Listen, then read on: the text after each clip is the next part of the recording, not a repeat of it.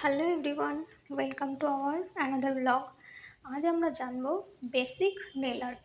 আমরা বেসিক যে nail art শুরু সেটা আজ এই ভিডিওর মাধ্যমে জানবো। তো আগে আমাদের সবার ফার্স্ট জানতে হবে নেল আর্ট কত রকমের হয়। নেল আর্ট 4 রকমের হয়: round, almond, square and coffin. তো আমাদের নেল আর্ট করার আগে ফার্স্ট স্টেজ হলো, যদি আমাদের ক্লায়েন্টের হাতে নেলস থাকে সেগুলোকে আগে কাটিং করে নিতে হবে একদম বরাবর, তো যেন একটুও নেলস না থাকে। দেন আমাদের যদি ক্লায়েন্টের হাতে নেল পলিশ থাকে তো সেগুলোকে রিমুভ করার জন্য অ্যাসিটন দিয়ে রিমুভ করে নিতে হবে।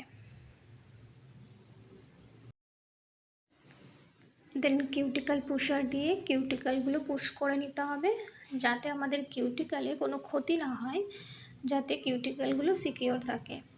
নেল জেল বা নেল পলিশগুলো দিলে যাতে করে ক্ষতি না হয়। তারপরে কি করে নিতে হবে, আমাদেরকে ফাইল করে নিতে হবে। ফাইল করা কেন হয়? ফাইল করা হয় এই জন্যই, যাতে আমরা যে নেল টিপসটা বসাবো সেটা অনেক দিন পর্যন্ত স্টে করে। আমার আগের যে কাজগুলো আমি করেছি সেগুলো একজন ক্লায়েন্ট আমাকে জানিয়েছে যে দিদি, আমার নেলগুলো প্রায় 50 দিন মতো স্টে করেছে। তো তোমরা আগে এইভাবে ফাইল করে নিতে পারো। আগে 2 সাইড, দেন উপরের দিকটা ফাইল করে নিতে হবে। তো এরকম প্রত্যেকটা ফাইল করে নিতে হবে। ফাইল করার পর আমাদের নেল টিপস, আমি এখানে নেলসগুলো সিলেক্ট করে নিচ্ছি, তোমরা চাইলে এইভাবে সিলেক্ট করে নিতে পারো। নেলসগুলো সিলেক্ট করার পর যদি আমাদের আসল নখের থেকে যদি ফলস নখ একটু বেশি হয়, তাহলে আমরা কি করব, ফাইলারটা দিয়ে আমাদের সেই ফলস নখগুলোর 2 কোণা একটু ফাইল করে নেব, যাতে আমাদের আসল নখের সাথে ঠিকঠাকভাবে বসে যায়। দেন আসছে আমাদের নেল গ্লু ইউজ করার একটা বেসিক পদ্ধতি রয়েছে, যেটা আমি আজ তোমাদের দেখিয়ে দেব।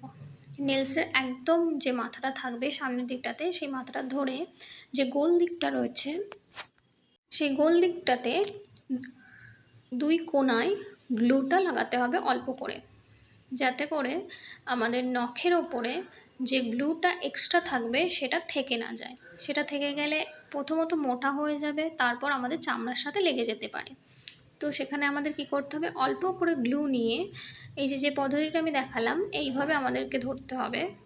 ধরে নেলসের মিডিল বরাবর ডান হাতের 2টো আঙুল দিয়ে সেটাকে আমাদের পাল্টে দিয়ে নেলসে বসাতে হবে।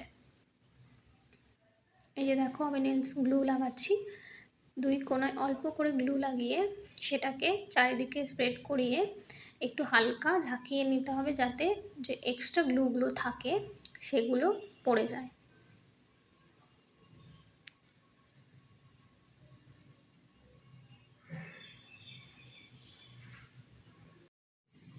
এইভাবে আমাদের প্রত্যেকটা নেলসকে বসিয়ে নিতে হবে।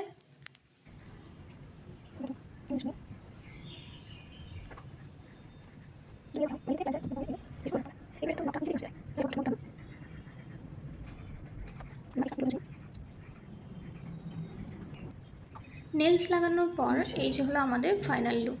তো এত বড় বড় নেলস তো ক্লায়েন্ট রাখে না, তো ক্লায়েন্টসের ডিমান্ড অনুযায়ী আমাদের নেলসগুলো কাটিং করে নিতে হবে। তো নেলসগুলো কাটিং করার জন্য আমাদের প্রয়োজন টিপ কাটার। টিপ কাটারটা দিয়ে আমাদের নেলসগুলো কাটিং করে নিতে হবে, সেটা ক্লায়েন্টের মত অনুযায়ী, যে ক্লায়েন্ট কত লম্বা নেলস চায়।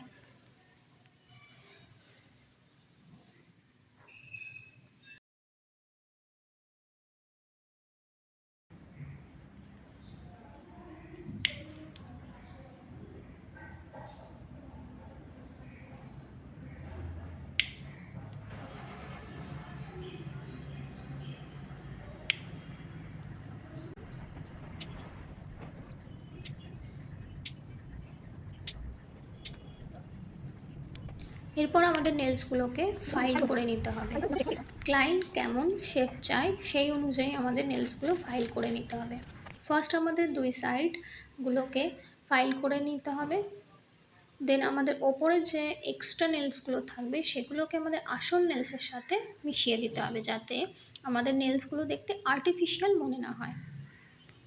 এই যে আমি এই শেপটা দিয়েছিলাম।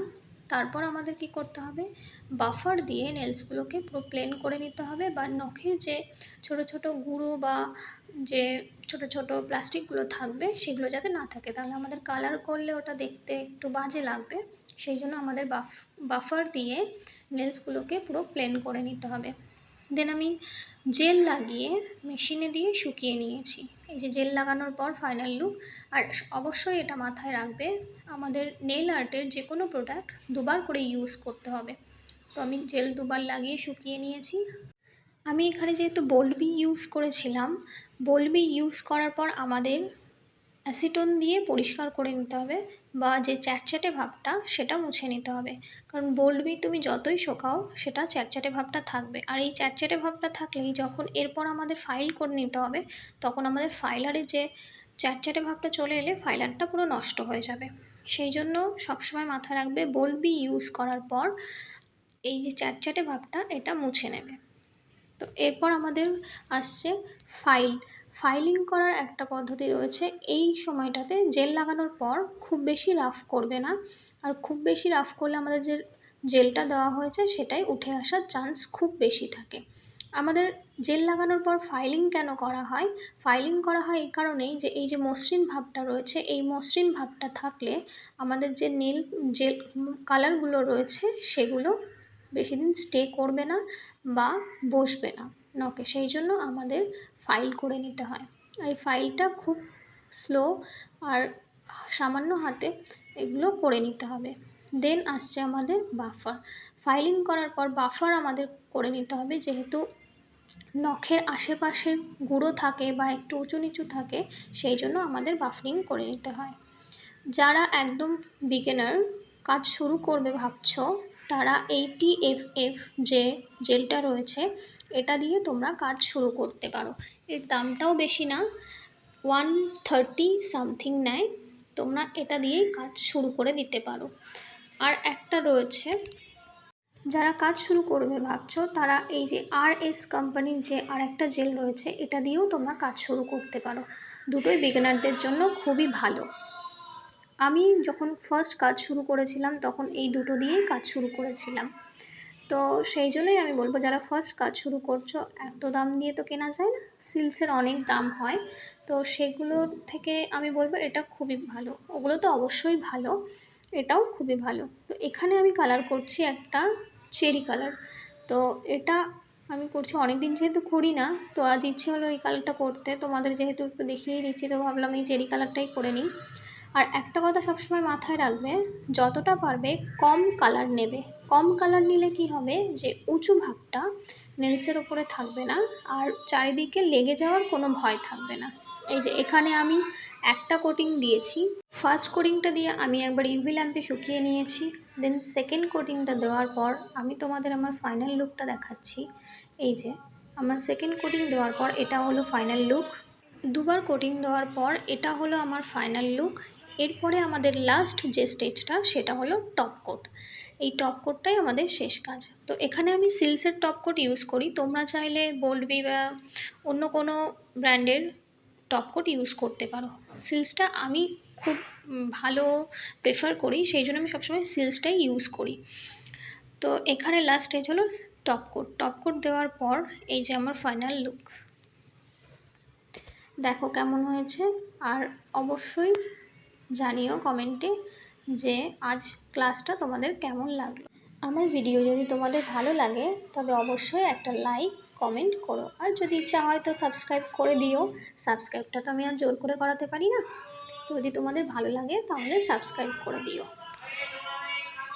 আজ তবে এটুকু থাক, আবার দেখা হবে পরের একটি কোনো ব্লগে। সবাই ভালো থাকবেন।